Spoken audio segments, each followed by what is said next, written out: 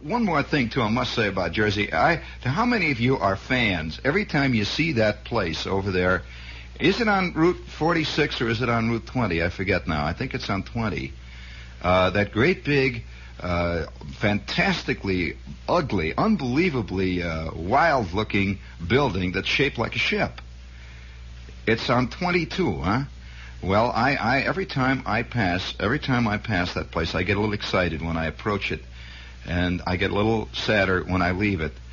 And I remember when there was some big clothing store had its headquarters in there. It was unbelievable there. They had plastic palms out in front.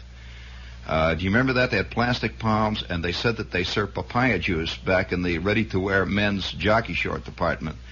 And they were always having Mickey Mantle over there endorsing the skivvy shirts and stuff. And they had an automatic, self-refillable, illuminated Technicolor waterfall that ran night and day, and of course it ran even in the wintertime. They had it filled with antifreeze. And it was one of the most beautiful sights in Jersey. Do you recall that at all? Did you ever see it, man? Well, I passed that the other night, and I felt a terrible pain. It's now empty. And one of the saddest sights I've seen in a long time is this fantastic ship. It's a ship. It's got about 4 stories, and it has a bridge. Only in America will you see that kind of architecture, and I'm a great fan of that kind. You know, I grew up in the shadow. A couple of blocks away from where I lived, there was a vacant lot, and in this vacant lot, there was a 4-story, triple-deck, rainbow, tutti-frutti ice cream cone. It was 4 stories high. Now, somebody in a moment of fantastic nuttiness had decided that his future lay in selling Eskimo pie bars and tutti frutti ice cream cones out of a building shaped like an ice cream cone. Well, of course, the inevitable happened. I mean, nobody came. And he was stuck with a giant building that was 4 stories high, shaped like an ice cream cone. What do you do with this, You don't just rent it out to the insurance company. So they had this great building there, man. It was 4 stories high, and it had a circular staircase up in the inside. When you went into the bottom of it, there was like a little stand, and it had a little place where he kept the ice cream and all that. And that was all deserted. Nobody lived in there. But there was a circular staircase that went up through the ceiling and went right up through the inside of this fantastic ice cream cone. And somebody had built a 2-room apartment. This family that was down on its uppers or up on its downers, or whatever it is people get up and down on when they haven't got any dough. They had built a 2-room apartment in the top of this ice cream cone. And there was a little window on the side. You think I'm inventing this as a fact. It was one of the more fantastic sights in our neighborhood. And at night, you would see them in their little ice cream cone there, and they had kerosene lamps. They couldn't afford to have electric wires or anything put in there. So they would walk around. You see the shadows on the wall in this ice cream cone, and the kids would go down. and there it was. It was tutti frutti, and the paint was peeling off of it. And it was kind of a great symbol of the whole time. On one end, the tutti frutti world, and on the other end, the guys living with the kerosene lamps out of work. And I saw this place the other day on Route 22, this ship, and it was built like a ship. It really is. It's a big building with a big prow on it. It's got a bridge.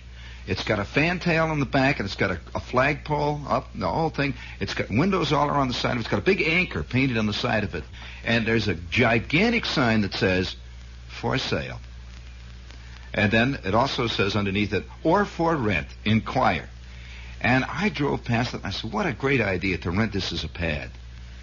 I would love to. How would you like to forever sail upstream on Route 22? Forever, you're sailing against traffic on Route 22, and at night you could get out there and stand up on the bridge, and you wear a captain's hat, and you stand there. You could feel all of Jersey rocking underneath you, and your greatest secret goal. You're maneuvering always. You're always working celestial navigation to try to get to the Route 22 drive-in, and you never quite make it. And so we salute. We really do. Did somebody call and say, Shepard, I wonder how much that would rent for, that ship.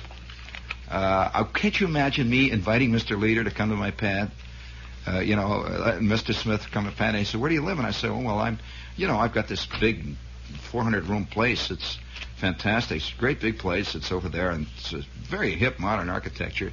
And it's over on Route 22. It's just drive straight up for it. You can't miss it. It's the one with the big whistle that blows when you come near it. And I can see Leader driving up in his 600 Mercedes. Smitty drives up in his 230 Mercedes AM, FM, SLD, TGO, Tiger Moth. And he drives up there, and all of them there, and there we are up on the poop deck. I always embarrassed when I use that word, but I'm up on the poop deck there, and we're serving. We're serving. Well, that describes one of my aunts very much. My father used to call that old well.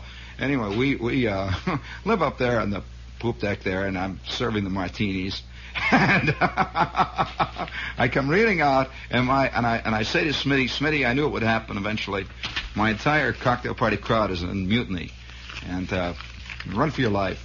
And I'm sorry, I just you get these little flights of imagination. You walk along there.